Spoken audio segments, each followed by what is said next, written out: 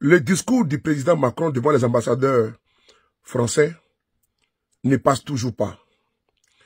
Après le Sénégal, le communiqué produit par son Excellence Ousmane Sonko,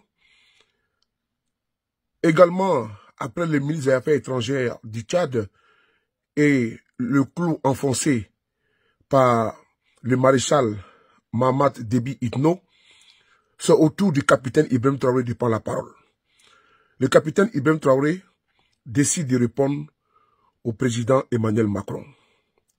Oui, vous avez bien entendu. Le capitaine Ibrahim Traoré, président du Faso, décide d'apporter une réponse au président Macron. Frères et sœurs, ne faisons pas long ce qui est court. Écoutons ici le capitaine Courage Ibrahim Traoré. Merci.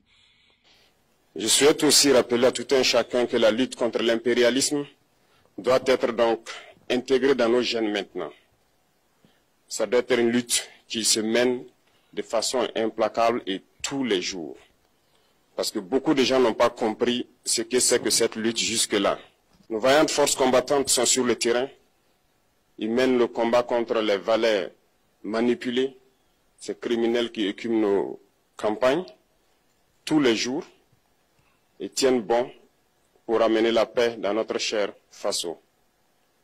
Autant ils le font, nos masses populaires laborieuses, que sont les agriculteurs, les éleveurs, se battent aussi également pour qu'on puisse atteindre l'autosuffisance alimentaire à travers donc l'accompagnement de tous les techniciens du ministère de l'Agriculture. C'est très important. Et autant qu'eux aussi se battent dans l'administration, nous devrons nous battre pour changer de mentalité. Cette décolonisation mentale, c'est la partie la plus difficile. Et c'est pour ça que nous tenons à vous rappeler constamment qu'il faut changer de mentalité, revenir à nos sources et nous battre. Et c'est ça aussi le combat contre l'impérialisme. Toutes les occasions nous sont offertes pour pouvoir comprendre l'impérialisme, ses manifestations. Quand je prends dernièrement les propos d'Emmanuel Macron sur l'Afrique, eh bien, tout Africain conscient devrait donc comprendre très vite tout ce qu'il a pu nous dire et qu'est-ce que ça signifie. Le général Tiani a dit il n'y a pas longtemps du changement donc de tactique ou de stratégie des forces françaises en Afrique, et je pense qu'il est venu le confirmer. Il s'agit de dissoudre et de garder un dispositif socle.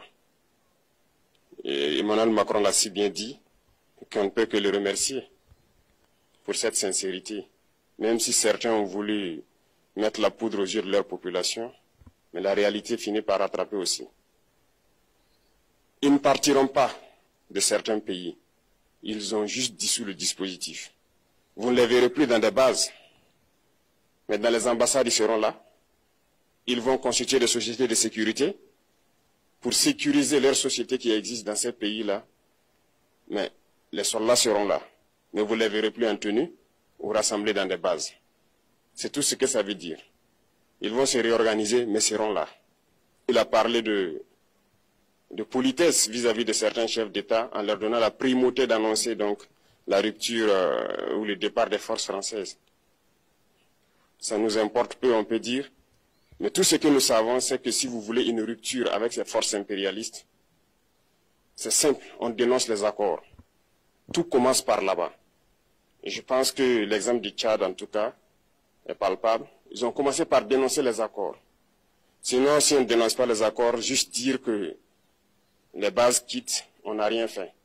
Parce que le problème se trouve dans les accords coloniaux de défense qui ont été signés depuis l'indépendance. Le plus dangereux n'est pas ceux-là que vous voyez dans les bases. Le plus dangereux, ce sont les conseillers militaires. Les conseillers militaires existent dans tous ces pays. Ils ont existé au Burkina aussi jusqu'en fin 2022, jusqu'à ce que nous prenions nos responsabilités. Et qui sont ces conseillers militaires? C'est ceux-là qui sont censés mettre en pratique la politique de la France ici. Ils doivent travailler à rendre nos armées très faibles pour que la France puisse toujours avoir l'argument d'exister ici. Sous Blaise Compaoré, ils avaient réussi. Nos sentinelles prenaient donc la garde avec des bâtons. C'est ça que la France veut de nos armées. Lorsque nous arrivons à cette étape, nous n'avons pas le choix que de vouloir qu'ils viennent s'installer. Mais l'armée burkinabé a réussi à un moment donné à se débarrasser des conseillers militaires. Malheureusement, Je pense qu'en 2019, après l'opération Otapoano, où ces Français l'ont vu que l'armée burkinabé avait encore une capacité de réagir au terrorisme, ils ont appelé le chef d'état-major en France, ils l'ont instruit de reprendre les conseillers militaires dans toute la structure. Eh bien, il n'a pas accepté, mais au retour au pays, les politiques l'ont instruit d'accepter les conseillers militaires.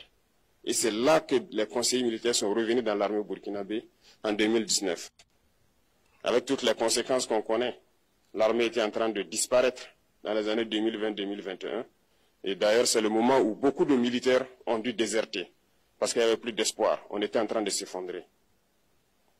Voilà un peu comment ils travaillent. À l'état-major général des armées, dans tous les états-majors d'armée, dans les écoles, c'est eux qui sont censés dicter la politique de notre armée. C'est eux qui nous disent combien recruter, quand recruter et qu'est-ce qu'il faut en faire.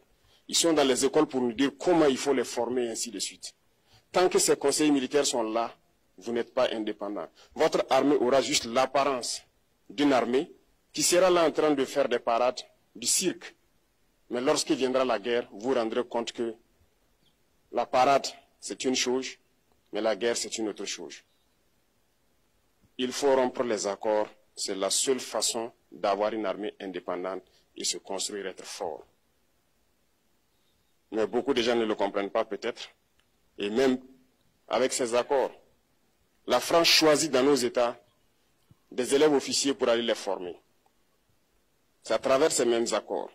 Mais en réalité, ces officiers qui partent se former pour la plupart, pour la France, ils viennent pour servir l'État français dans leur pays. Ils ne viennent pas pour servir nos pays. Ils les forment pour qu'ils viennent servir les intérêts de l'État français. J'en veux pour preuve. Lorsque nous nous sommes révoltés, beaucoup d'officiers au Burkina qui ont été formés en France ont été immédiatement contactés pour leur dire que c'est le moment de se mettre en action parce que vous avez été formés pour ça, pour servir les intérêts de la France. La plupart de ces officiers nous ont rendu compte, nous avons pris acte et nous continuons de suivre.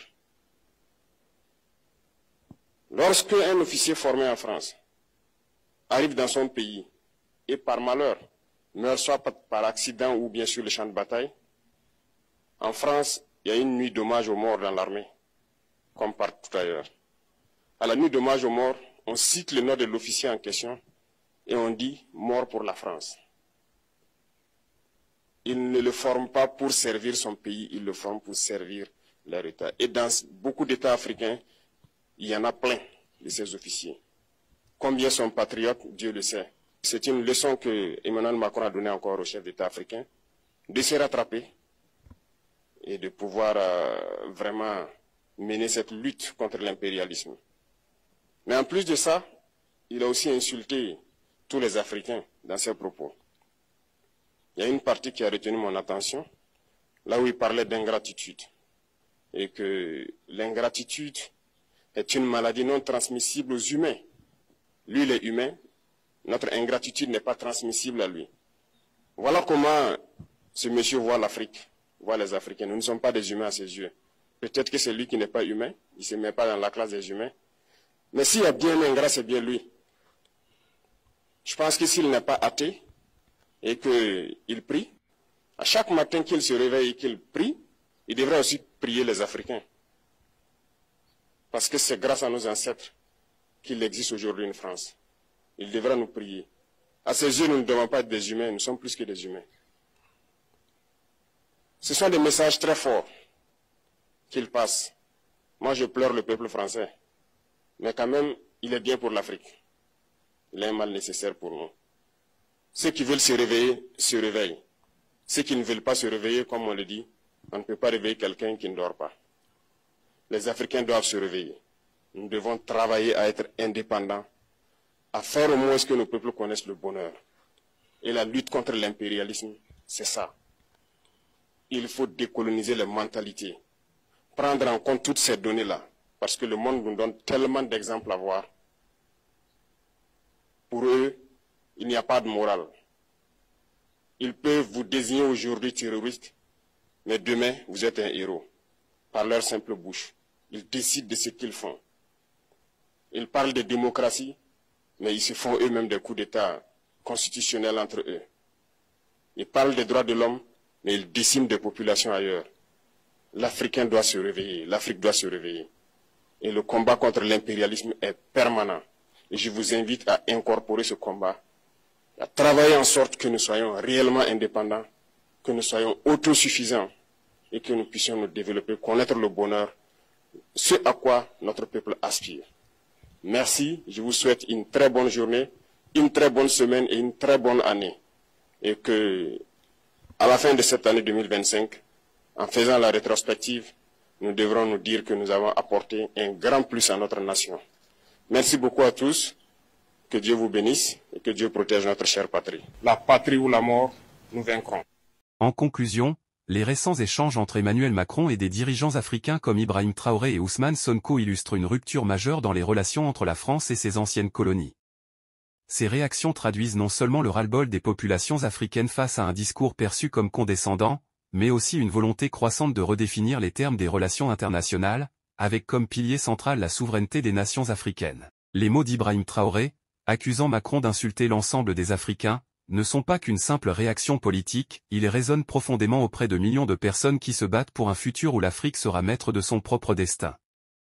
À travers ce discours, Traoré rappelle que l'époque où les puissances occidentales pouvaient dicter leurs lois au continent africain sans opposition est désormais révolue. Ce moment marque une transition essentielle dans les relations entre l'Afrique et l'Occident, un appel à des échanges plus équilibrés, plus respectueux et surtout, libérés du fardeau des relations post-coloniales.